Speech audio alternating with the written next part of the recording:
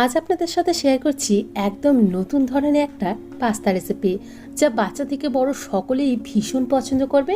আর তৈরি হবে সেটা বাড়িতে এবং আটা দিয়ে। একদম হেলদিভাবে আজ আপনাদের সাথে একটা পাস্তা রেসিপি শেয়ার করছি। ভিডিওটি শুরু থেকে শেষ পর্যন্ত দেখার অনুরোধ রইল। আর এটি বানানো হয় ভীষণই সহজ পদ্ধতিতে, আর খেতেও হয় দুর্দান্ত স্বাদের। তো প্রথমেই এই পাস্তা তৈরি করার জন্য আমি নিয়ে নিচ্ছি 1.5 কাপ পরিমাণে আটা। আপনারা চাইলে অবশ্যই এটা ময়দা দিয়েও তৈরি করে নিতে পারেন, তবে আটাটা একটু যেহেতু বেশি হেলদি তাই আটাটাই ব্যবহার করলাম। দিয়ে দিলাম 1 চুটকি লবণ, আর দিয়ে দিচ্ছি এর মধ্যেই একটা পরিমাণে ডিম। অবশ্যই লবণটা আগে আটার মধ্যে মিশিয়ে নেবেন। ডিমটা অপশনাল, ডিমটা দিলে কিন্তু এই পাস্তার টেস্টটা ভীষণ ভালো হয়, তাই আমি ডিমটা ব্যবহার করছি। আপনারা চাইলে কিন্তু এখানে 2টো ডিমও ব্যবহার করতে পারেন। তো ডিমটা খুব ভালোভাবে প্রথমে আটার সাথে মাখিয়ে নেওয়ার পর তারপর অল্প জল দিয়ে আমি এখানে আটাটাকে মেখে নিচ্ছি। তো দেখুন আমার এখানে অল্প জলই লেগেছে আটাটাকে মাখার জন্য, যেহেতু ডিম ব্যবহার করেছিলাম। তো এখানে ছোট ছোট লেচি তৈরি করে নিলাম। তারপর একটা লেচি নিয়ে নিয়েছি, অল্প একটু আটা দিয়ে আমি এই লেচিটাকে একটা বড় রুটি আকারে বেলে নিচ্ছি। এমন নয় যে গোল হতে হবে। তারপরে রুটিটাকে আমি এখানে ছোট্ট একটা গ্লাস দিয়ে ছোট ছোট আকারে কেটে নিচ্ছি। আপনারা চাইলে যে কোনো চিপি বা বোতলের ঢাকনা বা কোনো কুকি কাটা দিয়ে এভাবে কেটে নিতে পারেন। তো দেখুন খুব ভালোভাবে কেটে নিয়েছি। এখন এক্সট্রা অংশটা তুলে নিচ্ছি। এখন যে গোল গোল অংশগুলো কেটে রেখেছিলাম সেখান থেকে এভাবে ডিজাইন তৈরি করে নিচ্ছি। আপনারা অবশ্যই নিজেদের ইচ্ছে মতো যে কোনো ডিজাইন বানাতে পারেন। আমি আজকে এভাবেই তৈরি করলাম। এটা দেখলে বাচ্চারা ভীষণ আনন্দ পায়, আমার মেয়েরা তো ভীষণ আনন্দ পেয়েছে এই ছোট ছোট ফুলের আকারের ডিজাইনটা দেখে। কারণ এমন পাস্তা তো বাজারে কিনতে পাওয়া যায় না, বাড়িতে কিন্তু তৈরি করা যায়। তো দেখুন এভাবেই আমি সমস্ত পাস্তাটা রেডি করে নিয়েছি। আপনারা চাইলে অবশ্যই এটা আগের দিন রাত্রেও তৈরি করে রেখে দিতে পারেন, পরের দিন বাচ্চাদের স্কুলের টিফিনের জন্য তৈরি করে নিতে পারেন। এখন একটা প্যানের মধ্যে বেশ খানিকটা জল আমি এখানে গরম হতে বসিয়েছি। জলের মধ্যে দিয়ে দিলাম অল্প একটু পরিমাণে তেল, যাতে পাস্তাগুলো একে অপরের গায়ে না লেগে যায়।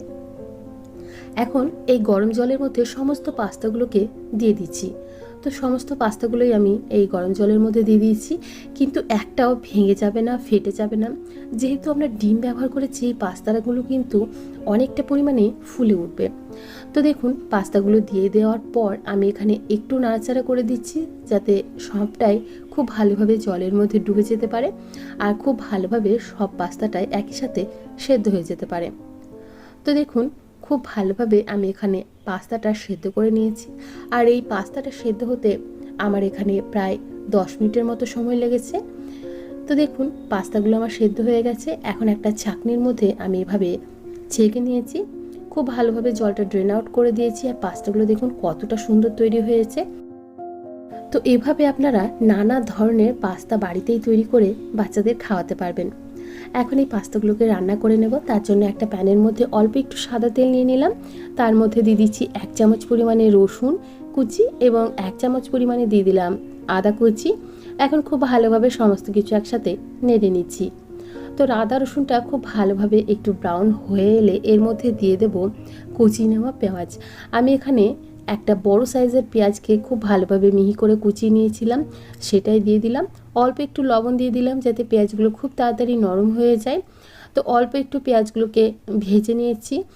এই প্রসেসটা আপনারা অবশ্যই নিজেদের ইচ্ছে মতো এখানে তৈরি করে নিতে পারেন।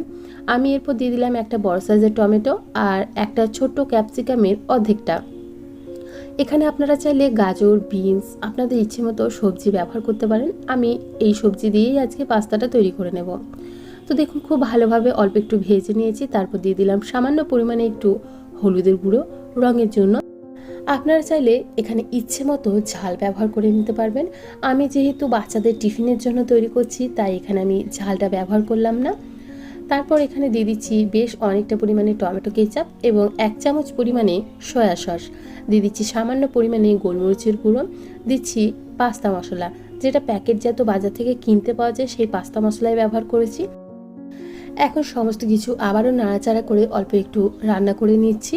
তারপর এর মধ্যে দিয়ে দেবো সামান্য পরিমাণে জল, অল্প একটু গ্রেভির জন্য। আপনারা অবশ্যই নিজেদের ইচ্ছে মতো এখানে জলটা ব্যবহার করবেন। সামান্য পরিমাণে অল্প একটু জল দিয়ে দিলাম যাতে টমেটোটা খুব ভালোভাবে গলে যেতে পারে। তো এখন আমাদের গ্রেভিটা একদম তৈরি। এখন এই গ্রেভির মধ্যে দিয়ে দিচ্ছি যে পাস্তাগুলো আমরা আগে থেকে তৈরি করে রাখলাম, সেই পাস্তাগুলো। এটা দেখতে এতটাই অপূর্ব হয় যে বাচ্চারা কিন্তু ভীষণ ভালোবাসে। তাই অবশ্যই বাড়িতে একবার তৈরি করে দেখবেন, আশা করি আপনার এবং আপনার বাচ্চাদেরও ভীষণ পছন্দ হবে। তো দেখুন, খুব ভালোভাবে সমস্ত কিছু একসাথে মিশিয়ে নিচ্ছি। আর যেহেতু আমরা পাস্তা তৈরি করার সময় ডিম ব্যবহার করেছি, পাস্তাটা খেতে কিন্তু অপূর্ব হয়েছিল। আর সাথে লবণও ব্যবহার করেছিলাম, তাই প্রত্যেকটা পাস্তার মধ্যে কিন্তু লবণ এবং ডিম রয়েছে। তো সমস্ত কিছু দেখুন খুব ভালোভাবে একসাথে মিশিয়ে নিয়েছি। তো খুব ভালোভাবে অল্প একটু রান্না করে নেওয়ার পর এর মধ্যে দিয়ে দিচ্ছি বেশ খানিকটা ধনেপাতা কুচি। আপনারা অবশ্যই নিজেদের ইচ্ছে মতো যে কোনো মশলাই ব্যবহার করতে পারেন। তো আবারও সমস্ত কিছু খুব ভালোভাবে একসাথে মিশিয়ে নিলাম। তৈরি হয়ে গেল আমাদের আটার পাস্তা। খেতে অত্যন্ত সুস্বাদু হয়েছিল। এখন আমি সার্ভ করে নিচ্ছি।